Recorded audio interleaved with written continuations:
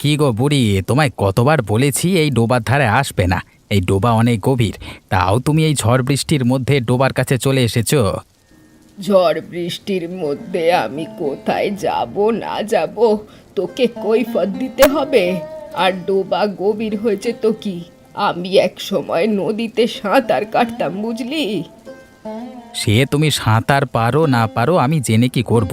এখন আমার কথা শুনছো না, পরে পা পিছলে আলুর দম হলে বুঝতে পারবে। হ্যাঁ, আমায় অভিশাপ দিচ্ছিস? দূর হ, দূর হ এখান থেকে। চুপ, একদম বেশি কথা বলবে না। তোমাকে অনেক মুখে বলেছি, মুখে বললে হবে না, তোমায় এবার শিক্ষা দিতে হবে। এই বুড়ো বয়সে এসে দুটো ভালো মন্দ খাওয়ার বদলে মার খেতে হচ্ছে, তোর বিচার করবেই। আমার কথা মতো না চললে তাদের আমার একদম সহ্য হয় না। কখনো কোনো কথা বললে শোনো না, নিজের মর্জি মতো চলো। হ্যাঁ, বোঝো এবার কেমন লাগে। বয়স্ক মানুষকে এভাবে মারছিস তো, একদিন তোকেও মারকে মরতে হবে। এই আমি অভিশাপ দিলাম তোকে। এই যাও যাও, শকুনের অভিশাপে গরু মরে না। হ্যাঁ, এসেছে বড় আমাকে অভিশাপ দিতে, দূর হও। সে আমি চলে যাচ্ছি, কিন্তু তুই আমায় মেরে কি পেলি বলতো? দেখ কিভাবে রক্ত বেরোচ্ছে, এইভাবে না মারলেও পারতিস তুই। আমার কথা শোনোনি তাই মেরেছি, বেশি কথা বললে আরও দুখা দিয়ে দেব, দেখবে তখন মজা। তাছাড়া তোমার মতো গরিব ছোট লোকদের আমার মারতে ভালোই লাগে। আমার চোখের জলের অভিশাপ তোকে বাঁচতে দেবে না, মনে রাখিস। আরে যাও যাও, বেশি বকো না। কি হলো, যাও। এখনো দাঁড়িয়ে আছো কেন এখানে?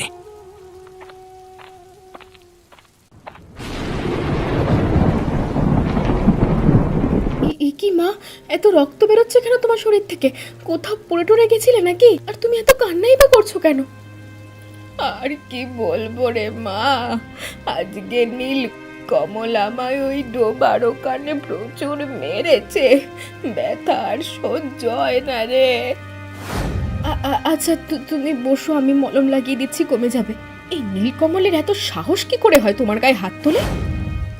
জানি না, শুধু বলেছিল ডোবার ওখান থেকে সরতে, আমি সরিনি তাই মেরেছে।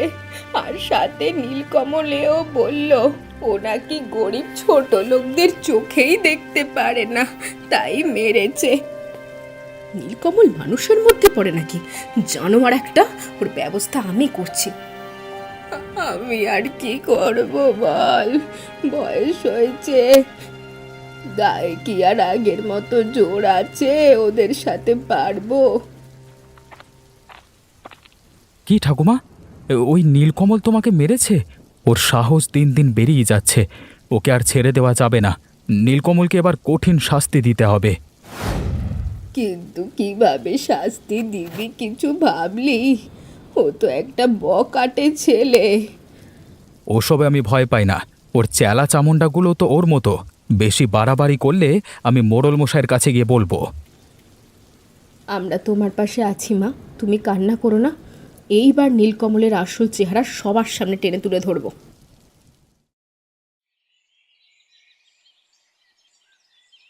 নীলকমল দা, আরে ও নীলকমল দা, বাড়িতে আছো? তাড়াতাড়ি বাইরে বেরিয়ে এসো। কেন রে, কি হয়েছে? এত চেল্লাচ্ছিস কেন? হ্যাঁ, চেল্লাবো না তো কি করবো? তোমাকে পুজো করবো নাকি? তুমি নিজের সীমা পার করে ফেলেছো নীলকমল দা। এই আমি? হ্যাঁ, তোর সাহস তো মন্দ না। আমার বাড়িতে এসে আমার সাথে গলা উঁচিয়ে কথা বলছিস, যে বড় এক চলে কানের বারান্দা গরম করে দেবো। হ্যাঁ, দেখবি তখন। আমার গায়ে হাত দেবে আর আমি কি চুপচাপ বসে থাকবো নাকি? আগে বলো, আজকে তুমি আমার ঠাকুমার গায়ে হাত তুলেছো কেন? ও বাবা, নিজের কাজ বাজ নেই, সারাদিন ফ্যাঁ ফ্যাঁ করে ঘুরে বেড়াস, আবার অন্যের চামচাগিরি করতে এসেছিস? যা দূর হয় এখান থেকে। তোমার বাড়ি আসতে আমার বই গেছে। তুমি আমার ঠাকুমাকে মেরেছো কেন সেটা আগে বলো।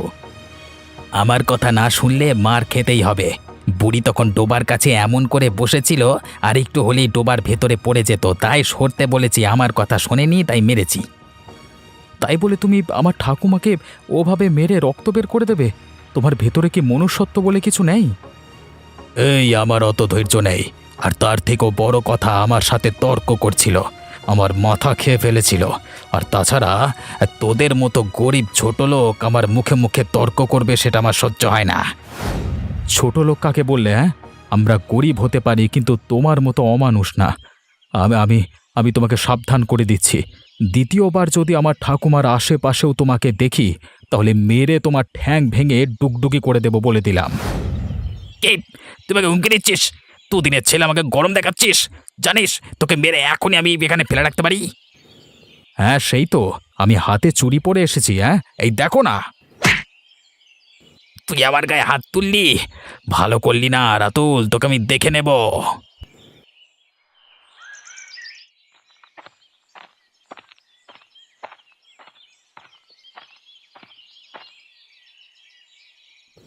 মা জানো তো আজকে একটা ব্যাপার ঘটে গেছে। কি হয়েছে রাতুল? তুই কি সহ্য করতে পারিসনি? আমি নীলকমল দাদার কাছে গেছিলাম ঠাকুমাকে মেরেছে কেন জিজ্ঞাসা করতে। হ্যাঁ, তো কি হয়েছে? কি বললো নীলকমল? আমরা গরিব বলে নীলকমলদা আমাদের অপমান করেছে, বলেছে আমরা নাকি ছোট লোক, আমাদের সাথে মুখ লাগাতে ওনার ভালো লাগে না, তাই ঠাকুমাকে মেরেছে। দুটো চিটিংবাজি করে রোজগার করেছে বলে নিজেকে কি বড় জমিদার ভাবছে নাকি? ওর তো বড় সাহস, আমাদেরকে অপমান করার সাহস কোথায় পায়? তাহলে ভাবো, ওই জন্যই তো আমার রাগ হয়ে গেছিল। আমি জিজ্ঞেস করলাম তুমি তা বলে ঠাকুমাকে ওভাবে মারবে? তাতে নীলকমলদা রেগে গিয়ে আমাকে উল্টোপাল্টা বলতে থাকে। ওরা তো এত বড় বড় কথা, আমি আজই বের করব। মোড়ল মশাইয়ের কাছে আমি আজই নালিশ করব। দাঁড়া। আর নালিশ করতে হবে না, আমাকে উল্টোপাল্টা বলছিল, আমি সহ্য করতে পারিনি, মেরে আমি নীলকমলের মাথা পাঠিয়ে দিয়েছি। ও কুকুর বলে কি তুইও কুকুর হবি? তুই ওর গায়ে হাত তুলেছিস কেন? বেশ করেছি, হাত তুলেছি। ওকে আরও মারা উচিত ছিল। ও আমাদের অপমান করবে, ঠাকুমাকে মারবে, ওকে ছেড়ে দেব নাকি? তুই জানিস না রাতুল, কারোর গায়ে হাত দেওয়া ঠিক না। যাই হোক, মাথা ঠান্ডা রাখতে হয়। তুই ওকে মারলি, তাহলে তোর আর ওর ভিতরে পার্থক্য কোথায় রইল? আচ্ছা ঠিক আছে মা, আমি বুঝেছি, পরের বার থেকে বুঝে শুনে কাজ করব আর মাথা ঠান্ডা রাখব। কিন্তু আমার মনে হয় আমি নীলকমলকে মেরে ঠিক করেছি, তাই এটা নিয়ে আমার কোনো আফসোস নেই।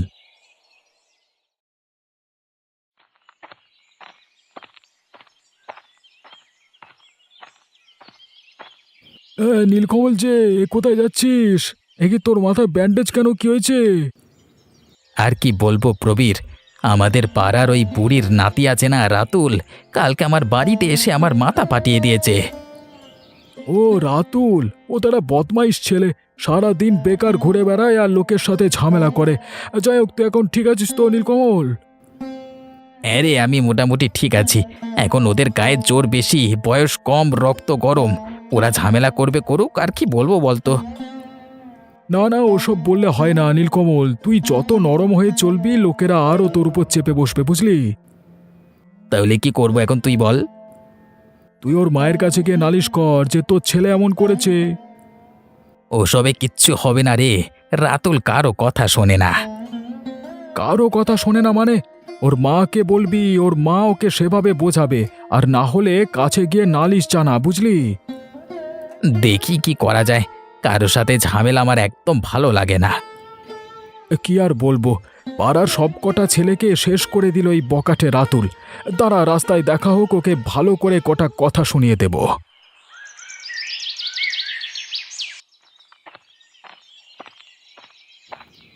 আরে নীলিমা যে, এই সময় এখানে? আয়, ভেতরে আয়।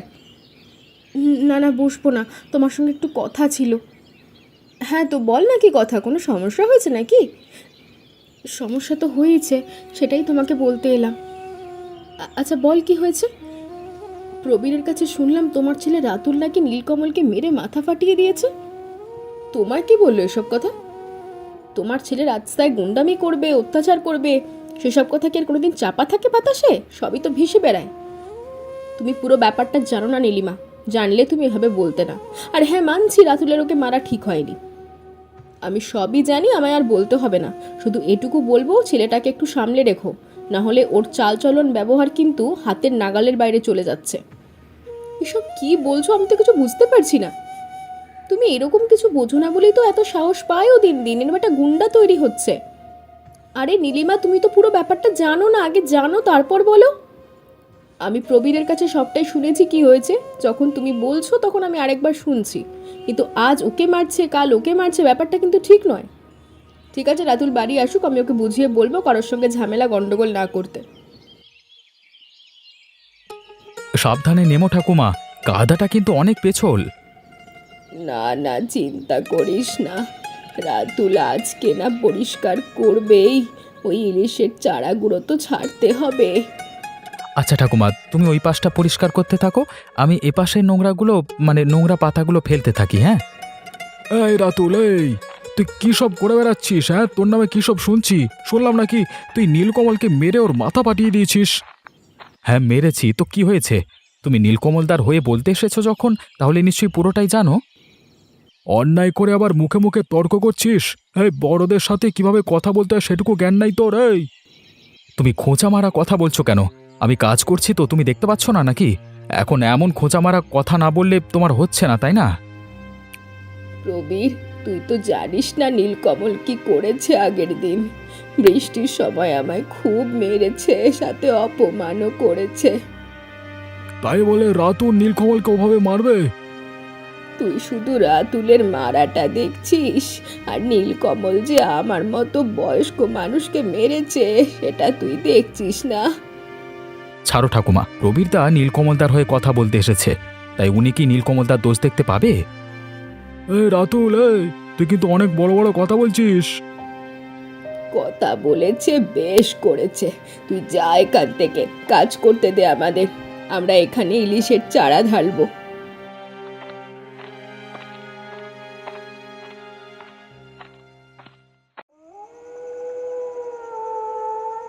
এই রাতুল, তোর কাণ্ডের বলিহারি আমি। তোর ঠাকুমা না হয় বোঝে না, তাই বলি কি তুইও অবোঝ? কেন মা, কি হয়েছে? কি করলাম আমরা? শুনলাম তুই আর তোর ঠাকুমা নাকি পচা ডোবাটার কাছে পরিষ্কার করেছিস, তা আজ তা কি করবি ওখানে? আরে বৌমা, আমরা ওখানে ইলিশ মাছের চারা ছাড়বো, বড় হলে ইলিশ মাছগুলো বাজারে বেচবো। রোজগার তো হবে না ছাই, ওই পচা ডোবার কখনো ইলিশ মাছ চাষ করা হয়? আর হলেও তো ভালো হয় না। আরে না না, হবে, তুমি চিন্তা করো না। তোমরা যে পয়সা দিয়ে ইলিশ মাছের চারাগুলো কিনবে, পুরো টাকাটাই বৃথা হবে, ফালতু হবে। ওই ডোবাতে ইলিশ মাছ হয় নাকি? আচ্ছা ঠিক আছে, দেখছি কি করা যায়।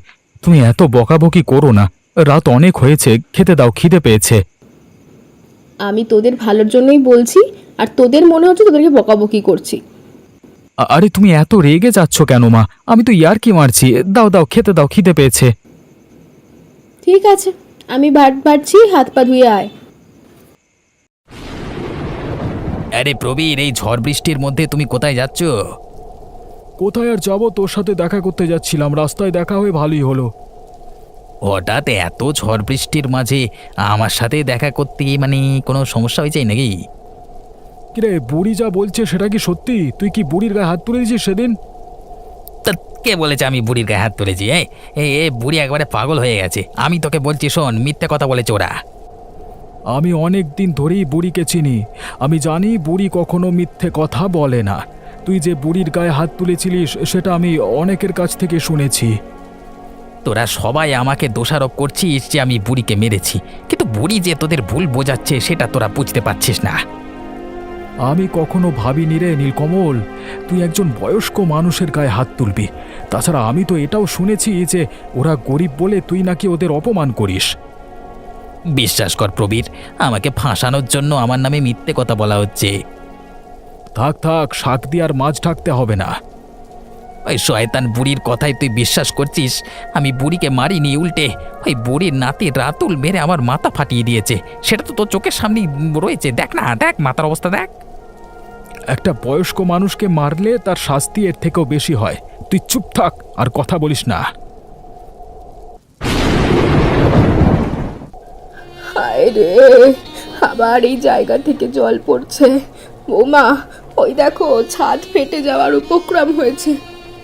এবার কি হবে আমাদের? কি তবে এই দুর্যোগের মধ্যে রাস্তায় বুঝতে হবে?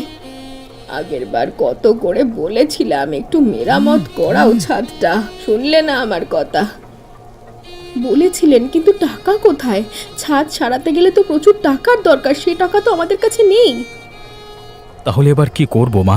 ঘরের ভেতরে তো জলে ভরে যাচ্ছে, আর বৃষ্টি তো কমবার নামই নেই, উল্টে বেরিয়ে যাচ্ছে, সাথে ঝড়। কি করব এখন আমরা? আজকের রাতটা কোনোভাবে ঘরের ওই কোনায় বসে কাটিয়ে দে বাবা। কালকে বৃষ্টিটা কমুক, দেখি কোনো ব্যবস্থা করা যায় নাকি। কি ব্যবস্থা করবে? আর কোথা থেকেই বা করবে? ছাদ সারাতে তো অনেক টাকা লাগবে। তোমার কাছে অত টাকা তো নেই। টাকা তো নেই, দেখি কারোর কাছ থেকে যদি কটা টাকা ধার করতে পারি তাহলে ছাদটা সারিয়ে নেব। আমার খুব খারাপ লাগছে বৌমা, আমি কিচ্ছু করতে পারছি না তোমাদের জন্য। আর এদিকে ঘরের দেওয়ালেও ফাটল ধরছে। এখন দেখা ছাড়া কিছু করার নেই মা, আজ রাতটা কোনোভাবে কাটিয়ে দিন, কাল সকালে দেখি কতদূর কি করা যায়। হ্যাঁ, সেই তার কাছেই প্রার্থনা করি কোনোভাবে যেন পার করতে পারি নাতি আর বৌমাকে নিয়ে।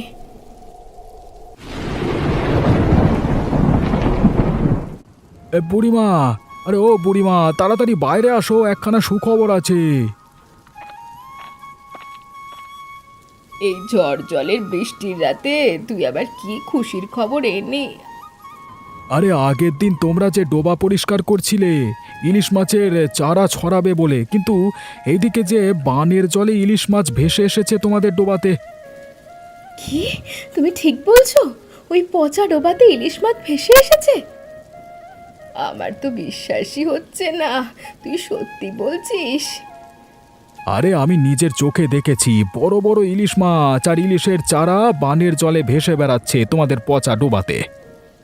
এ তো ভালো কথা। তাহলে চলো সবাই, এক্ষুনি চলো, না হলে দেরি হয়ে যাবে। দেখা যাবে সবাই সব মাছ তুলে নিয়ে চলে যাবে। হ্যাঁ, চলো চলো। কি লীলা, এদিকে ঘরের চাল সারাবার টাকা নেই, ওদিকে ইলিশ ভেসে এসেছে, আর জমিয়ে ইলিশ খাবো।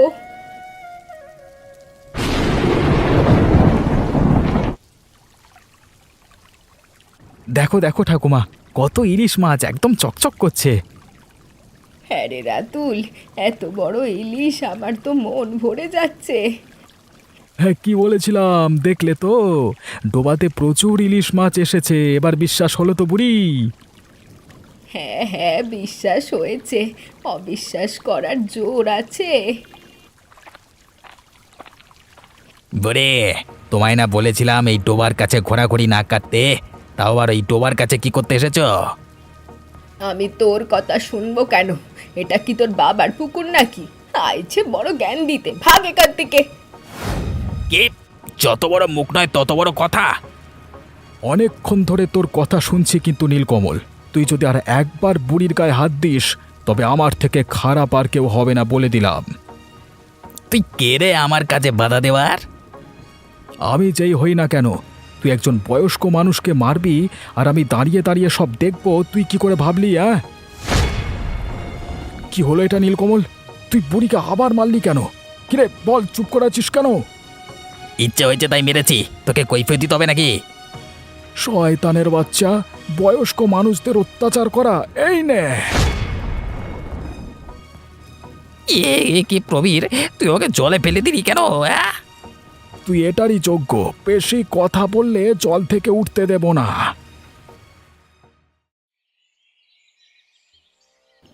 যাক প্রবীরদা, তুমি আজকে না থাকলে এই ঘরের ছাদ যে কবে ঠিক করা হতো তার কোনো ঠিক ছিল না।